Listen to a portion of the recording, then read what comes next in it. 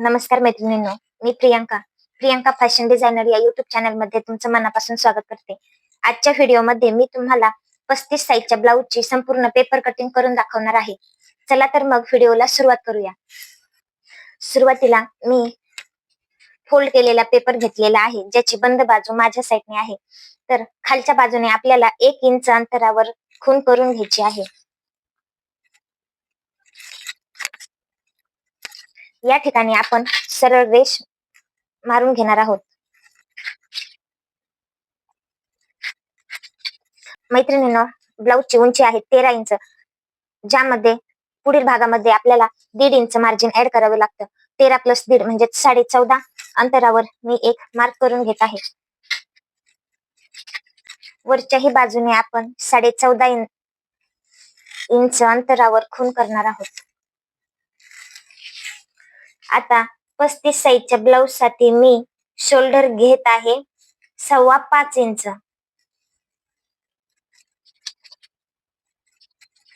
त्यानंतर आपल्याला या ठिकाणी रेष मारून घ्यायची आहे.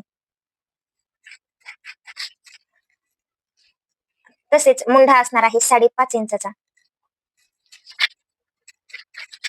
35 इंच छाती, ज्याचा चौथा भाग होतो 8.75 म्हणजेच 8.25 इंच. 8.25 इंचावरती या ठिकाणी खूण केली.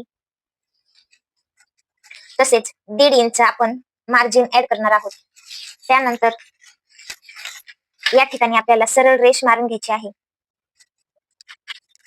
कंबर आहे 7 इंच, त्यामध्ये 1.5 इंच शिलाई मार्जिन आणि 1 इंच टक्स साठी आपण वाढून घेणार आहोत. हे दोन्ही पॉईंट आपल्याला जॉईन करायचे आहेत. गळा रुंदी असणार आहे 2.25 इंच. पुढच्या गळ्याची उंची आहे 6 इंच. त्यामध्ये अर्धा इंच ऍड करून 6.5 इंचावरती एक खूण केली आणि खालच्या बाजूने आपल्याला 2.5 इंचावरती मार्क करायचा आहे. त्यानंतर या ठिकाणी एक बॉक्स तयार करून घ्यायचा आहे. तसेच फ्रेंच कर्वच्या मदतीने आपण गळ्याला गोल आकार देऊन घेणार आहोत. त्यानंतर हे ब्लाऊज मी खाली बेल्ट बनवणार आहे. त्यासाठी खालच्या बाजूने आपल्याला 3 इंच आणि अर्धा इंच अशा 2 खुणा करायच्या आहेत. तसेच वरच्या बाजूने आपल्याला 2.5 इंचावरती मार्क करायचं आहे. त्यानंतर हे 3 आणि वरील 2.5 इंच हे माप आपल्याला जोडून घ्यायचं आहे. त्यानंतर या साईडने 2.5 इंचावरती मार्क करून या ठिकाणी अशा प्रकारे क्रॉस पट्टीचा आकार द्यायचा आहे. त्यानंतर आता आपण टक्स पॉइंटचं माप टाकू. तर या बाजूने 4 इंचावरती एक खूण केली. वरच्या बाजूने आपल्याला 2 इंचावरती मार्क करायचा आहे. तसेच या 4 वरती मार्क केल्याच्या नंतर दोन्ही बाजूने 1 इंचावरती खूण करायची आहे. आणि हे दोन्ही पॉइंट आपल्याला या ठिकाणी जॉईन करायचे आहेत.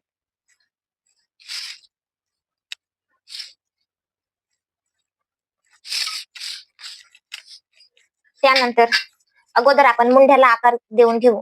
तर 5.5 इंच मुंडा घेतल्याच्या नंतर आपल्याला त्याचा मध्य काढायचा आहे.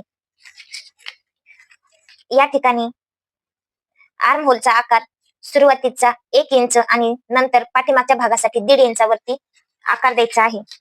अशा प्रकारे फ्रेंच कर्वच्या मदतीने या ठिकाणी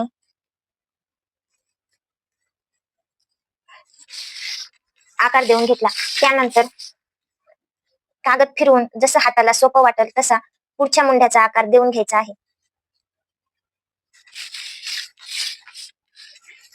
आता आपण प्रिन्सेस कटचा शेप देऊ. अशा प्रकारे फ्रेंच कर्वच्या मदतीने आपल्याला प्रिन्सेस कटचा आकार देऊन घ्यायचा आहे. त्यानंतर आपण या ठिकाणी हे दोन्ही अंतर वाढून घेणार आहोत. हे 1 इंचाचं अंतर आपण या ठिकाणी वाढवलेलं आहे. तर त्यासाठी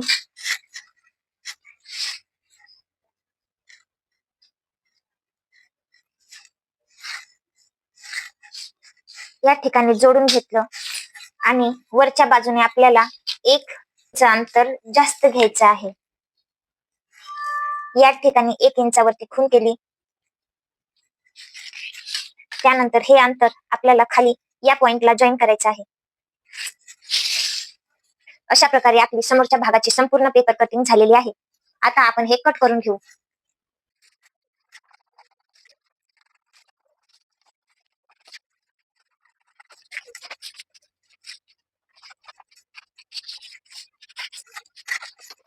आता या ठिकाणी आपण मागच्या भागाची कटिंग करणार आहोत. तर सुरुवातीला या बाजूने 1 इंच घेतलेलं अंतर आपल्याला मागच्या भागासाठी नको आहे, म्हणून हे अंतर आपल्याला कट करून टाकायचं आहे. त्यानंतर खालच्या बाजूने अर्धा इंच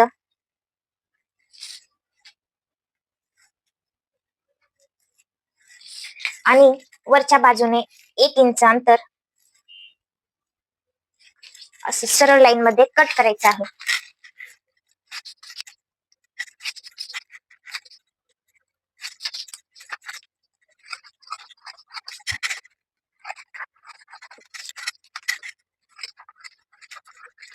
त्यानंतर आता ब्लाऊजची गळारुंदी टाकायची आहे 2.25 इंच. तसेच मागचा गळा हा डीप असल्यामुळे तो घेतलेला आहे मी 10 इंचाचा. खालच्या बाजूने आपल्याला 2.5 इंच अंतरावरती खूण करायची आहे. या ठिकाणी एक बॉक्स तयार करून घ्यायचा आहे. ठिकाणी आपण पानगळ्याचा आकार तयार करणार आहोत. तर त्यासाठी खालच्या बाजूने 2.5 इंच वरती एक खूण केली. तसेच वरच्याही बाजूने आपल्याला अर्धा इंच सोडून 2.5 इंचावरती खूण करायची आहे. त्यानंतर या बाजूला आपल्याला अर्धा इंच आतमध्ये आणि या साईडला अर्धा इंच बाहेरील बाजूने खूण करून घ्यायची आहे. त्यानंतर या ठिकाणी आपल्याला अशा प्रकारे आकार द्यायचा आहे.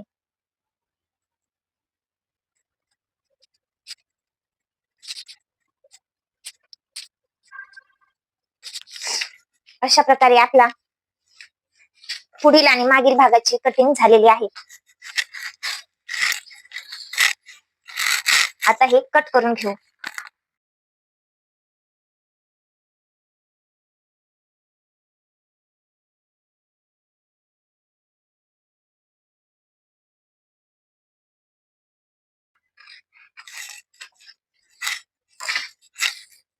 ही पहा,